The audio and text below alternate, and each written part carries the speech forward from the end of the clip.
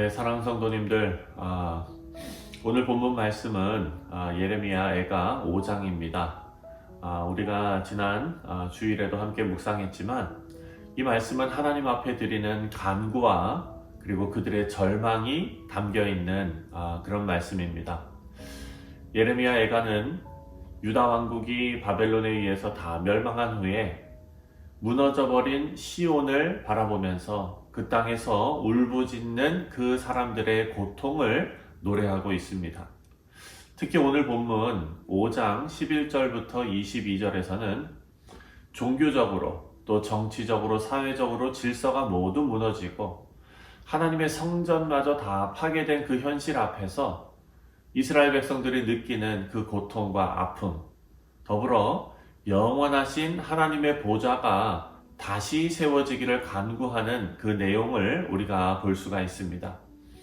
말씀을 보면 시온의 무너짐은 단순한 정치적인 패배 이상의 의미를 담고 있다는 것을 우리가 알 수 있습니다.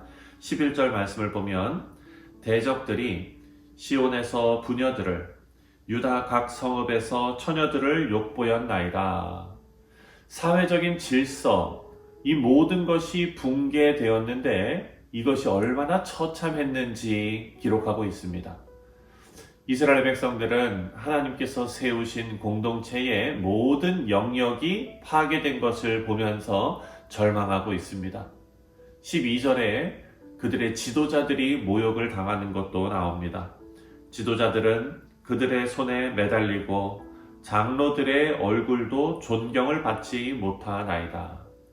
또 13절과 14절에는 어린아이들이 짐을 지며 기근과 약탈이 만연한 상황, 이 상황에서 회복의 가능성을 전혀 찾지 못하고 있습니다. 13절과 14절에 청년들이 맷돌을 지며 아이들이 나무를 지다가 엎드려 지우며 노인들은 다시 성문에 앉지 못하며 청년들은 다시 노래하지 못하나이다. 여러분, 이 고통 속에서 우리는 예수님의 고난을 떠올리지 않을 수 없습니다.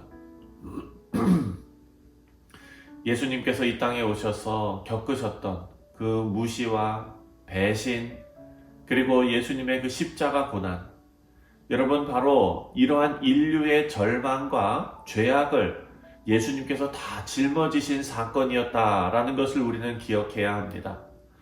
예수님은 이 시온의 무너짐과 그리고 이스라엘의 고통 속에서 모든 인류의 구원을 위한 하나님의 계획을 완성하시기 위해서 오신 것입니다.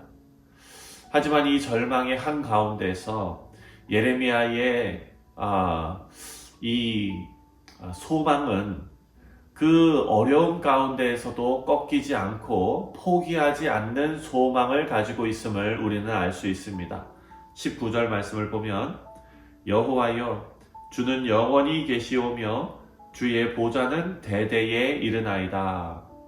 여러분, 이 말씀은 모든 것이 무너졌지만 하나님께서는 여전히 그분의 보좌에 계시다라는 믿음의 선언입니다. 우리가 살아가는 이 세상도 불확실성과 혼란 가운데 있습니다. 오늘이 다르고 또 내일이 다릅니다. 정치적, 사회적 모든 질서가 흔들리고 미국 땅을 보면 종교적 가치마저 다 무너지는 시대를 우리가 살아가고 있습니다. 우리는 때때로 하나님께서 어디에 계신지 묻고 싶을 때가 있지요. 하지만 우리는 이 본문을 통해서 하나님의 보좌는 영원하며 하나님의 통치는 결코 끝나지 않는다라는 것을 마음속에 꼭 기억해야 할 것입니다. 21절에 여호와여, 우리를 주께로 돌이키소서. 그리하시면 우리가 주께로 돌아가겠사오니 우리의 날들을 다시 새롭게 하사 옛적 같게 하옵소서. 예레미야의 이 기도하는 모습은 하나님께 회복을 간구하는 모든 자들의 믿음을 보여주고 있습니다.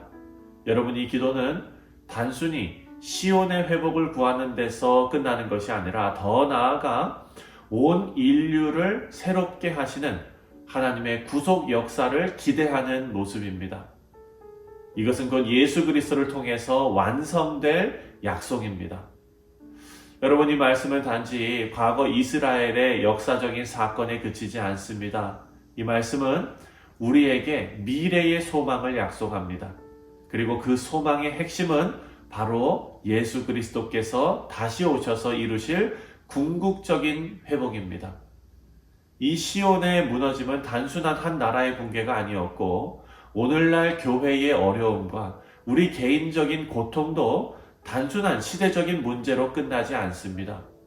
예수 그리스도의 다시 오심은 이 모든 것을 완전히 회복하는 사건입니다. 예수님의 재림, 다시 오심은 하나님의 보좌가 영원히 세워질 날을 의미합니다. 여러분, 우리 교회는 예수님의 다시 오심을 통해 완전히 새로워질 것입니다. 현재의 교회는 그리스도의 몸으로서 이 세상 속에서 하나님의 통치와 사랑을 드러내고는 있지만, 우리의 현실은 여전히 모두 깨지고 때로는 하나님께서 멀리 계신 것처럼 느껴지는, 신앙이 떨어지는 그런 일들도 있습니다. 하지만 우리는 예수님께서 다시 오실 때 이 교회가 온전히 회복될 것을 기대하고 있습니다. 이 회복은 외적인 변화만이 아니라 우리의 마음, 우리의 공동체, 그리고 우리의 영혼이 예수님 안에서 완전히 새로워지는 것입니다. 요한계시록 21장에 나오는 그런 말씀입니다. 하나님께서 새 하늘과 새 땅을 우리에게 주시고 모든 눈물을 닦아주시고 더 이상 죽음도 고통도 없는 세상을 약속하셨습니다. 여러분, 이 약속은 우리 개인뿐만 아니라 교회 전체, 그리고 이 세상 모든 피조물에게 주어진 약속입니다. 우리는 이 소망 가운데 살아가야 될 줄 믿습니다. 비록 우리가 살아가는 시대가 불안하고 세상의 질서가 혼란스러울지라도 우리는 하나님의 영원한 보좌, 그리고 예수님의 다시 오심을 기대하며 오늘을 견뎌내야 합니다. 교회는 그리스도의 몸으로서 함께 예수님의 통치 아래 새로워가고 있습니다. 우리 개인의 삶 역시 마찬가지이지요.